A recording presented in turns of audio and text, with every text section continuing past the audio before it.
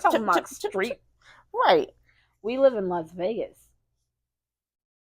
Mm-hmm. In Reno. Shut up!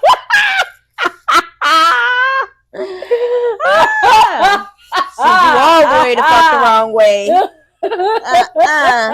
She said Enrito.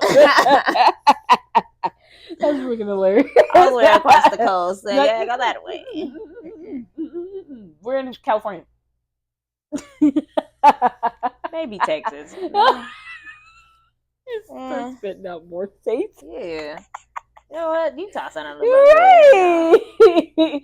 It's really nice here in Wyoming. Okay. Never knew I could fit in. I'm dead. All right. All right. It's Cousins Unleashed. Oh, Lord. I'm Tia. Toya. Today we're talking about politics, right? Yeah. I don't dabble. Do you vote? Nope. Get out of here. Get away from me. That's why I don't dabble. She said I don't dabble. Oh, I can breathe. This is all Tia for this one. The doctor that I work for, she I forget how old she actually is. She just had a birthday though. But this election but she's older than me. And this election was the first time she voted in life. She was like, yeah, I've never voted. She's like, I tell my husband that, and he just gets so mad. I was like, it's one thing to do. I voted one time. Every 4 years. It was a long, long time ago, and that was the first time of me voting. I haven't done it since. And she was like, I'm good. Right. I'm good. I was thinking about this like the other day. I was like, I wonder if other people do what I do when I vote. Because I don't just be like, oh, I know who I'm voting for. I'm like, First of all, the representation of parties is a donkey and an elephant.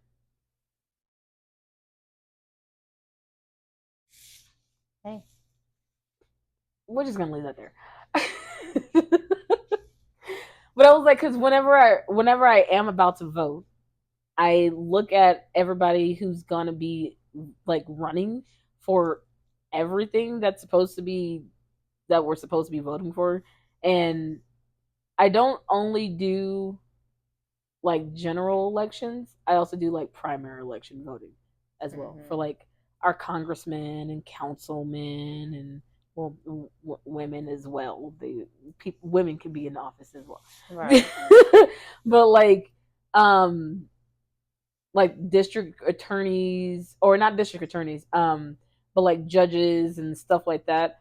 I vote in those ones as well, and I'll go online and I'll look at who's supposed to be on the bills, and then I'll look at all of the candidates.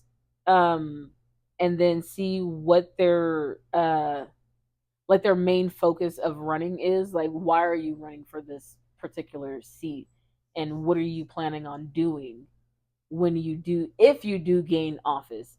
And then as well, I'll look at like their communal engagement. Like, are you just like, oh, I'm like the mayor's son, so I technically have to run, but the race is basically mine. Like, are you that type of person? Or are you somebody that came from the community that you're trying to represent, and you want to actually pour back into that? Because I'll vote for you if that and then everything else that you stand for is on the up and up. But if you're just like, oh, well, I just technically have to run, but the race is basically mine. Or if you just want to do it just to do it, and I'm like, that's not a reason to run for office, to represent people. No, for real. Because I'm like, I feel like a lot of like politicians have lost the reality that you're not running just for yourself. You're not running just to make money. You're not running just to have like influence or whatever, you're there to represent the people of your, whether it's like your ward, your district, whatever. Like you're there to represent those people and to speak on behalf of those people. They place you in that position to speak on behalf of them because they believe that you would speak on behalf of them. And now you're just in there just to make money. Right. And I'm like, oh shame. Oh shame. Mm-mm. In the class that I'm taking right now, it's titled 21st Century Skills, Communication and Information Literacy. Okay. And I'm like, first of all, my favorite part is it's a classroom full of women. There ain't not one man in there other than the teacher. Other than the teacher, he's the only dude in there. And I'm like, hey, Brittany. I'm done. Hey, Abigail. You're like, I love this. She said, I love this. But they teach us how to like source actual credible sources and to use that information and how to even like how to seek that information, retrieve that information, and then relay that information to someone else with the facts. Mm-hmm. And obviously like communicating well. So obviously just killing the class. Obviously I'm just killing it in class. If anybody can talk, it's going to be me. It's gonna be this one right here. Period. And I'll do it real loud.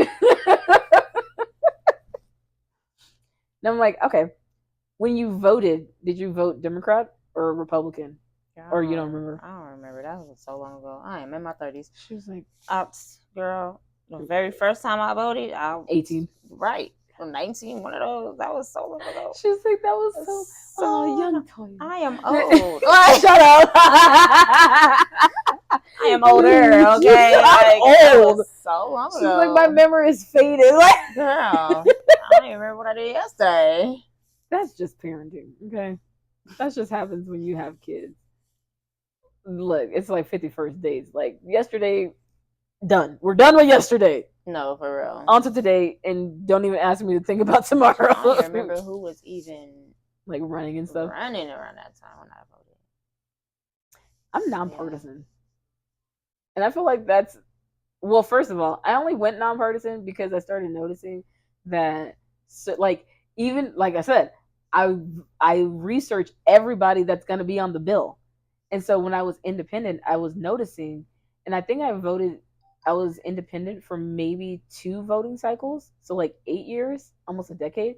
But I was noticing that a lot of the people that I was researching weren't showing up on my bill because I was independent. And then when I went nonpartisan, now I get a full bill and I can vote how I want to vote.